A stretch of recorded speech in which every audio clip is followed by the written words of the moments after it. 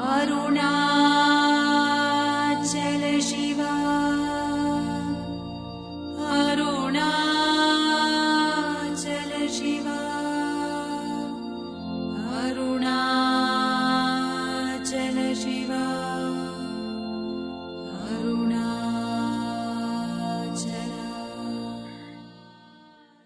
Namaste, Jai Shankar. Welcome to Satsang. Welcome to Satsang.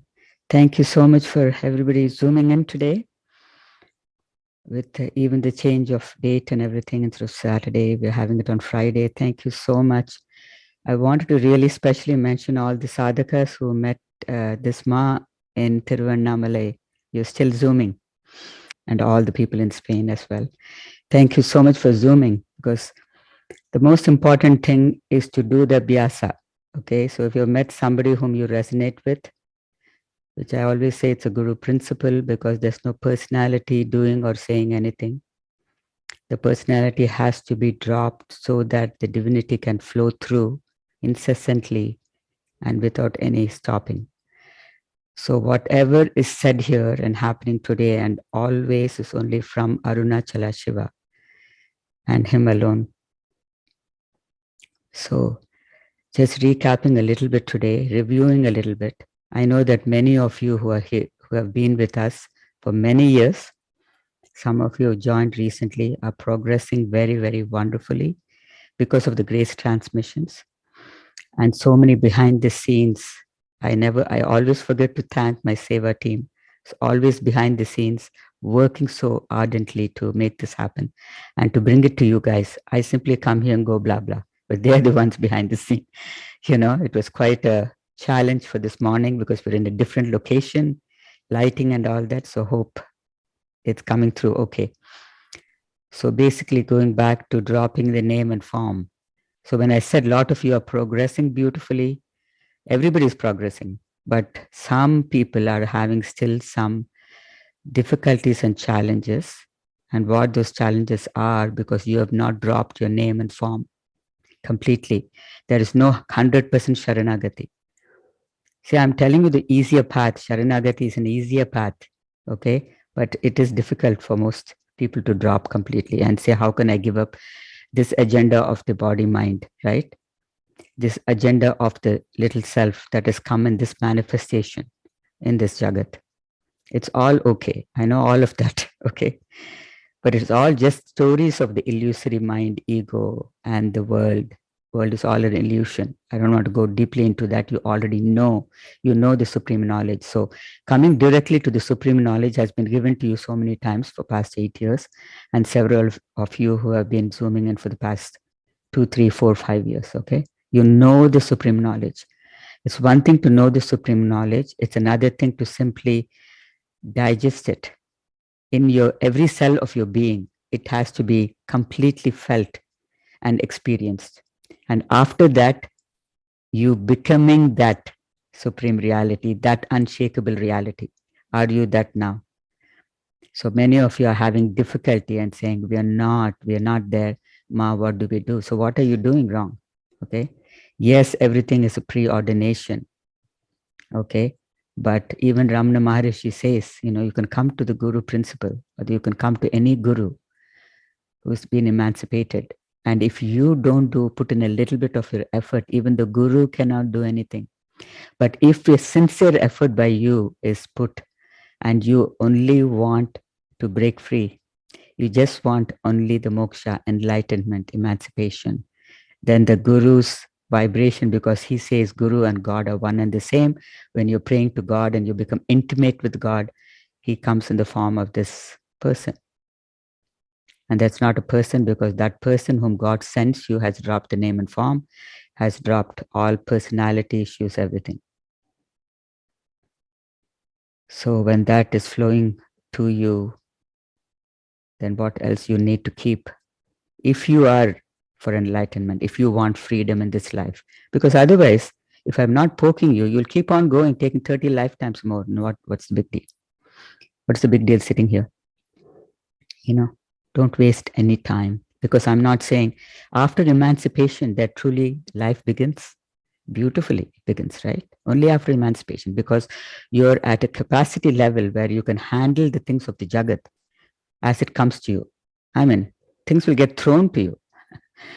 Okay, it's not that doesn't happen to Ma, it does happen. But if the capacity is there to just simply rise above it, simply witness it, see the churning happening, like many of you are going through a lot, financially, uh, health wise, so many things in life. Okay. And relationships, so many things. I don't have to go through all that. But what I'm trying to point today is, have you dropped your name and form? And what does it mean to drop the name and form? A lot of people don't understand what I'm saying today, drop the name and form. When you drop the name and form, that means your no self. Okay. When God's, when Ramana Maharshi or all the great sages say, okay, drop the mind and you're the self. No mind and you're the self. Why does they say that? Because the mind ego, the one which sabotages you, which hijacks you, everything, okay, you simply don't give it permission, because you're the boss, you're the supreme reality. Why are you allowing this ego mind, which is actually not, it's just an illusion again, but you're giving it so much power because the mind thinks that it knows everything. So I was just telling a sadhaka yesterday, he was saying, like, pray for me, something is happening. I said, just let go and surrender. It's not so easy, no? So when your big challenges in life comes, and I tell you, let go and surrender, you will not be able to do it unless you do the abhyasa from day one, from little things, right? You wanted like really ripe avocado this morning or something. You really wanted it, right? And you forgot to go to the groceries 3 days before because avocados will not be ripe in one day. Okay, all that stuff. So once oh, I forgot to get the avocado and I want to have an avocado and a sandwich or something. Okay, you drop that. Start from little things, mundane little things. Then when it becomes an abhyasa and becomes a part of your every, cell of your being, then you're flowing with that vibration of self, saying that, I'm not the body, I'm not this name, I'm not this form. I'm simply here to simply participate in the creation, in whatever that God wants me to do on this earth for a very short time. But do it with the fullest, with love, joy, unconditional love, and serenity and compassion to everybody. Not one word you say to hurt anybody, even though people are throwing stuff at you, deceiving you, everything, deceiving you, everything. Full of deceit, lies, everything. The world is full of that. And it does not come to only bad people or something. It comes to even good people. Okay. So we have talked about everything, the prarabdha, the karmas, the vasanas, everything, right? Vasanas, the impressions for the past lifetimes. And so you have some of those impressions. And so you will react in a certain way because that is your background. The culturing hasn't happened. So one sadhaka comes to Ramana Maharshi, simply sits and he's just lighted like that because he was already done his sadhana in the past lifetimes. He comes in front of Ramana and he's finished. Other people come and they sit there because many people ask Ramana Maharshi, okay, I mean, you're supposed to be this great sage. And so many people who come haven't not changed at all. In fact, they become worse. Okay. So, to put some light, like he said, just be calm because all of those people, he gave an example, of boiling milk. If you put a little bit of milk in a pot and you're putting full fire, it's going to evaporate very fast. But if the pot is full of milk, it's going to blow over first. Okay, right? If you start boiling it, it's going to simply blow over and make a big, mess in your stove and everything. And you're saying, "Oh my God, what is this?" Right?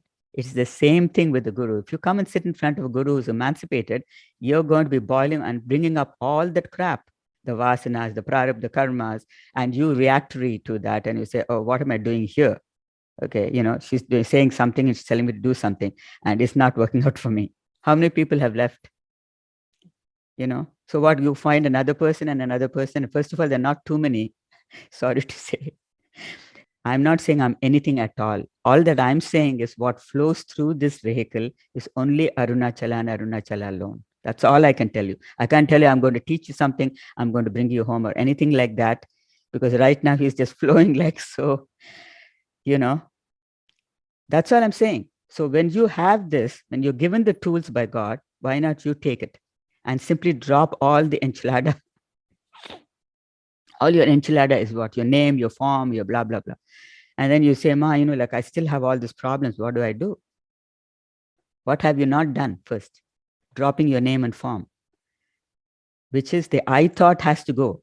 I am this, I am that, I am that. Only if the I thought goes, Ramana Maharshi says the big I and the small I. The small I is your name, form, blah, blah. And the big I is the supreme reality. When you drop your name and form and the I thought vanishes, there you are alone, the brilliant, bright light of the universe.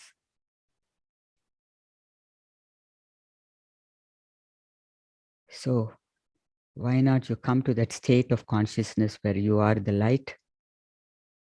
You are that supreme silence.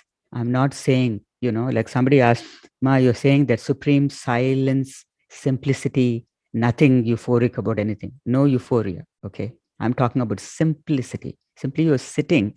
When I say that bright light is when you are sitting in that silence and you dropped your name and form, you're not the body, you're not this, you're not that. Then alone shows Ishvara. Then alone, profoundly comes there to show you, I am also you and you are also me. How beautiful is that? It's so simple, but then it's very difficult for most of you because you do not want to drop. For example, this person wanted to pray for him, but he said like, in a moment's notice, I have to answer these questions in moment's notice. What do I do? I told him, you don't have the capacity to. It's only a mediocrity. Your answers will be only mediocre. But when the moment you drop the whole enchilada and you simply surrender to God and you just take that risk of saying, this moment, I don't know what I'm going to say, then only God comes in. You see what I'm saying? God is not going to come in and simply you say, yeah, I've got the mind coming in and, oh, how brilliant can I be in this moment? This is what I'm telling you to drop. You cannot bring your eruditeness and your brilliance and say, oh, I have done this before. I know all of this. But you're having a challenge in the moment. So where do you go? You go to your mind or your ego or you go to Ishvara? In my little life, folks, I tell you, every time I've given up completely, then alone comes this infinite reality, vast, very vast. You can't even, it's incomparable to your thinking that, you're so brilliant. Because he alone who created you has given you the brilliance, right? So when that Ishvara comes and takes over your life, you are finished, finito. There's nothing more left because he propels it according to his wishes and his will. May thy will be done. All glory be to thee, O Lord. To thee, O Lord, do I surrender my whole life. May thy will be done. Dr. David Hawkins. Somehow when I used to read his books and follow him very closely, I loved this prayer and would say it all the time. But now also prayer is not necessary, Why is the prayer not necessary? All things are wrought by prayer than this world dreams of. We know that. We have gone through all of that. Now we are advanced students. Some kindergarten, it's okay. But you have to learn fast, no? Because how long you're going to sit here and futz around and say, oh, this is a challenge, that's a challenge, that's a challenge. You simply witness the challenge. Witness the challenge as warrior angels and say, oh boy, this is, and immediately you've been given the knowledge to discriminate, to discern what has to be dropped and what can be kept. And you simply, when you're witnessing without judgment, with a lot of compassion, because if you had this terrible vasana, your tendency is to react in a certain way, right? So you have to see that coming. You have to be very, very sharp, alert, and see that coming and saying, okay, I'm going to, okay, there I go again. I fell on my face. I reacted the same way. Then what happens when you make one mistake? Okay, it's fine. God will say, okay. And make another mistake, same mistake in different situations. Same lesson that has not been learned even now. That's what I'm saying. Unless you chop off the ego mind and you drop your name and form, you drop that I am so and so, because I'm so and so, I have to be doing this. See, very easily people talk to me about it, like so many things of the reality of life. That's not the reality, folks. That's not the reality. Okay, I've just worked all my life.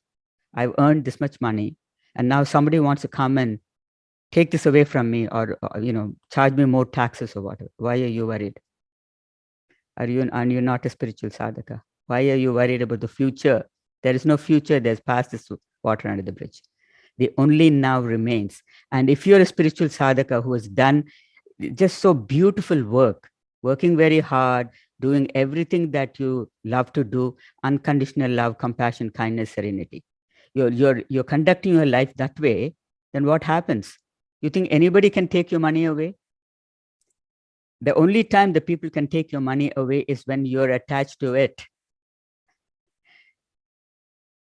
Why you have to be attached? That means you have not surrendered fully, and you do not believe that God will take care of you. See what I'm saying? You're not fully surrendered to that infinity within you. I'm not telling you to go anywhere. I'm simply saying, listen to the words that is being said by him alone. And today I was just blank. Here I am, but it's intense, but I have no idea. That is the total surrender. I'm just giving you an example, not to talk about this one. But the way the surrender is, the way the words flow is because we have surrendered. Not have an agenda, this is what I'm going to say, this what is going to be that, nothing. So you please deeply look within. Have you dropped your name and form? You are having the name. Somebody calls me Sharda, I'll turn and look. Okay, so that's okay. But how attached are you to that whole enchilada? Your name, your form, what you do so well. You're such an amazing spiritual aspirant. And some of you who keep saying that, I'm just emancipated, I'm emancipated, I'm emancipated. Why do you say that? If I was not emancipated, I don't know where I'll be. Okay, that's a very humble, beautiful thing. I don't have to say it. Just feel it in your heart. Feel it in your heart. And every time you think you are going to make a difference in the world, there is something hanging around there, like the name and form. I thought that I can make a difference in this world. You have to drop that. What difference can we make? If he doesn't pick you up like little Kleenex and make use of you, you can't nothing. There's nothing you can do. I understand, there's all of this euphoric things, the masculine, feminine, masculine male, the divine feminine, the divine masculine. What is this? We have to have this thing to do it. Sharanagati, I'm very happy you have that. But I question you. Isn't there duality in the male and female, separating the divine male and separating the divine female? What kind of nonsense is that? That's not Advaita. That's not non-duality. We're not talking about male and female. Here, Chris is sitting and doing the thing. He and I are one and the same. A beautiful soul flowing into the same soul, only in a different manifestation. Then what is the difference? Why do we have to prove ourselves to be divine male and divine feminine? It just throws me off, because it's so much. Like, see, when you go into that tunnel or that road, you're just off the track. Sorry, you're going to be off the track, and everything euphoric is going to come your way. You're going to be posting all this euphoric stuff on the internet and Facebook, which I see some of you doing it even now. Why do you need to do it? Because your name and form has not been dropped, and you need to be, inspiring the world. I'm telling you, if you want to go deeper with this one, go deep, because I'm not done. Yes, you are emancipated, moksha, but Vedanta says till the day you die, you are a sadhaka. Till the day you die, you keep on evolving, keep on, If you're humble enough, you'll keep on learning every day till the day you die. And that is just pure joy. That's what I'm saying. Once you become emancipated, still, the vasanas will be there. It'll be purifying. God is holding your hand every moment. He's purifying you to the fullest that he can do, But are you ready? You're kicking and screaming in the process. This hurts. Everything I'm going to lose, ma. What will I do? So be on the street. Park benches, here I come. Why not? Do you have the courage? Park benches, here I come. How long have we been talking about this? Oh yeah, my park benches, here I come. Then why are you worried? You're going to be on the street. You won't have anything. That means you don't trust. Where is your Shraddha? Where is your Bhakti? Where is the trust in God that created you and is taking care of every little bird and cricket and lizard and everything? They're all taken care of. And you won't be taken care of with the sixth sense. He gave you a sixth sense. He said, go there, I'm creating you, and you come and become me. You think he's going to just leave you in the lurch? Right? He's not going to leave you. You have that Shraddha, you have that faith that no. Whatever happens, whatever this avalanche is coming in my life right now, I am going to hold on to his lotus feet. Hold on to the Shraddha and the Bhakti which says, hold on here. Because he's going to test you according to your prarabdha karmas and vasanas. He's going to test you. Even after he knows you're his lovely, lovely sadhaka, you're his child and everything. After all this test only, he'll say, you are me and I am you. Not before that.